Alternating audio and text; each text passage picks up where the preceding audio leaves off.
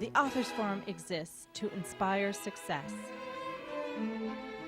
We will talk with authors and others in the publishing industry to bring you essentials and advice.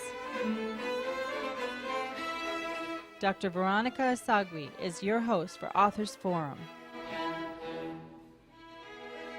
Welcome to the Authors Forum. I'm your host, Dr. Veronica Isagui, chiropractic physician in West Linn, Oregon, and the author of the Scoliosis Self-Help Resource Book and Veronica's Diary, The Journey of Innocence. My guests today are Alice and Rick Garlock, a husband and wife team and the critically acclaimed authors of Spirit Unbroken, The Two Sides of Love, a memoir, and the poetry book, Shades of Living. Welcome, Rick and Alice. Thank you. We're glad to be here. Well, how did Spirit Unbroken, The Two Sides of Love come to fruition, and what genre does it fall into? You want to answer? Well, it began as a journey for Alice. She had chiropractic counseling, and she had a need to just log down her past history in a journal form as recommended by her counselor. And that led to then unfolding from a journal into finding her family in Japan that we wanted to write about and incorporate that into her past history, and decided that we had a wonderful inspirational story that we could weave together and share with people that would be uplifting and be a story of both, yes, tragic but yet triumphant inspiration to people. That's how I found your book. Do you have anything to add to that? I think it started as a self-help kind of book. It was kind of a therapy kind of thing. I started to write it in a journal, and when I started going to counseling, the counselor was very moved by what I wrote. And so when I began to write it, I realized how painful it was. I needed to make sure that those that are reading it would understand that there is a way out as well. So it's a collaboration as a husband and wife team. One, because he has such a professional background, and because his strength helped me to get through it. It's very difficult to put those kinds of issues down in a book. And his love, and we've been married for almost 30 years. We're going into our 30th year now. And we just really wanted to show that you can overcome a tragic childhood and you can have happiness. And we're proof of that. Mm-hmm. Your book is a true story with a heart. And I highly recommend this book, and you're going to see why I highly recommend this book. I have many questions to ask you, but the first one is more of a special request addressed to Rick.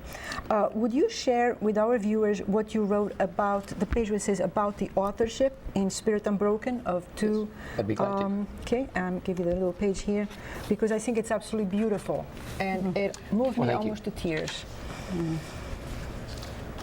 This is a true story, a total collaboration between husband and wife, memories filled of tragedy and triumph, contributions from both of us in the telling and the letting of tears that are equally shared in its penning. But ultimately, only one person can be the teller. So even though the actual written words are a collaborative effort of Alice and I, this extraordinary experience of life and lessons are told as only this story can be told, through my wife's eyes. I must also add that those eyes generate three loves in me. My personal affection, rooted in the privilege of having written and witnessed her life's victories after childhoods of defeat. Number two, infinite love of our family, immediate and extended. And number three, the embers she continually keeps glowing in me for my love of writing. Without all, I am incomplete.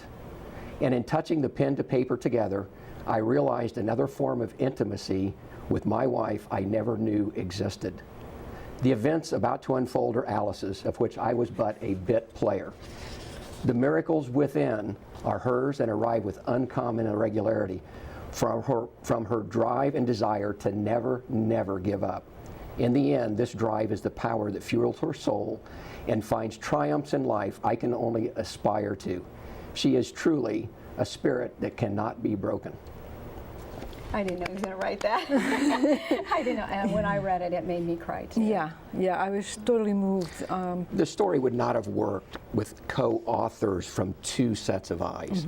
So we wanted that reader to become that little girl and walk in her shoes and feel those emotions. And although I did learn that I could write like a girl, it would not have been received as well if it tried to have a slant from me and not from her body experience. You Guys know, are- if it's a girl, you write very eloquently. Yes, and it could have happened to a boy too. Yes, you know, Most certainly. There are a yeah, lot of absolutely. But I know what you boys mean. that have Right. been You know what you abused. mean. I personally, when I read this book, Spirit Unbroken, The Two Sides of Love, that night, I read very fast. I have to, because I have to read a lot. I actually had a nightmare that night, and I was you. I was the little girl, and then it was you, and I wanted to hug the little girl that was you to protect Oh, you we from do that all him. the time. Yes. And I woke up because what I was doing is I could visualize your dad, your father, and I had my hands around his neck and I wanted to kill him. That's what I wanted to do. And I had that anger in me to do something like that, but that's how it moved me, your book.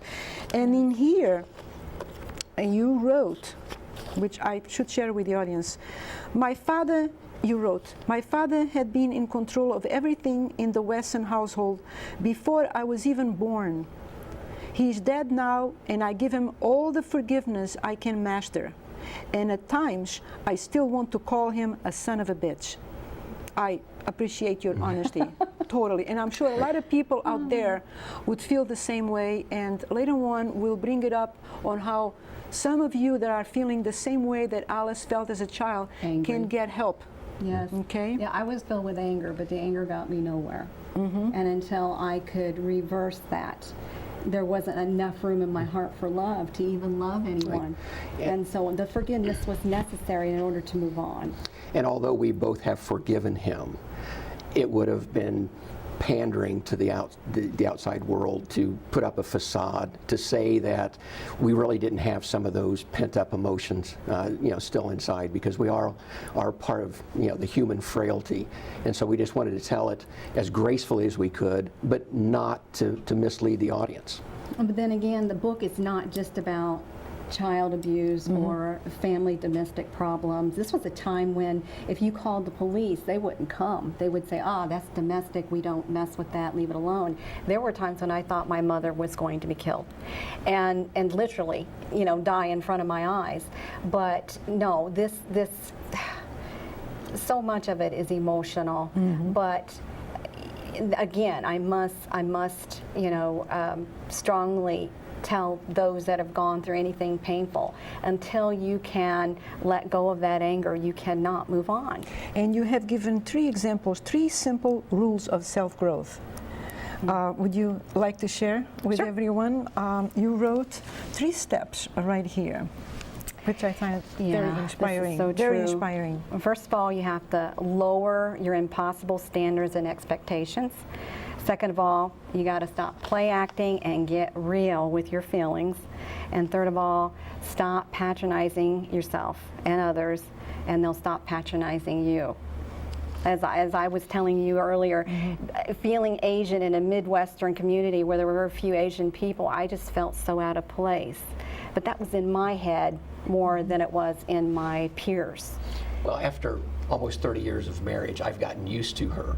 But Right. part of the story, and that's why we appreciate the Authors Forum, is not just the written word, but when people look at Alice and they see her today and all of her radiance and glow and uplifting, and then they read the book, they go, she came from this and turned Yeah. out like this. Yeah. But truly, that's what having a higher being, God, in my life is, that you should be able to see His glory. You should be able to see the work that He has done inside of your life if you have sincerely surrendered to Him and let Him come into your life and take away all that brokenness.